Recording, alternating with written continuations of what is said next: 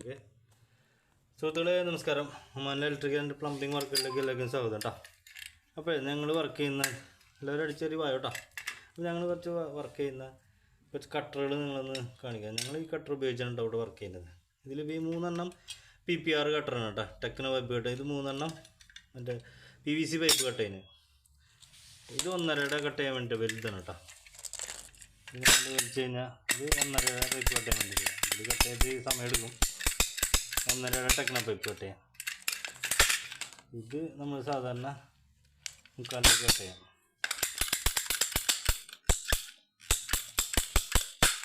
സിമ്പിളായിട്ട് കട്ട് ചെയ്യണ്ട. ഇനി ഇത് ഇലക്ട്രിക് പൈപ്പ് കട്ട് ചെയ്യുന്ന കട്ടറാണ് കേട്ടോ, PVC കട്ടർ. സിമ്പിളായിട്ട് നല്ല ഫിനിഷിങ്ങിൽ സംഭവം കട്ടായി കിട്ടും കേട്ടോ. പലതരം കമ്പനിയുടെ പലതരം കട്ടറുകൾ കേട്ടോ.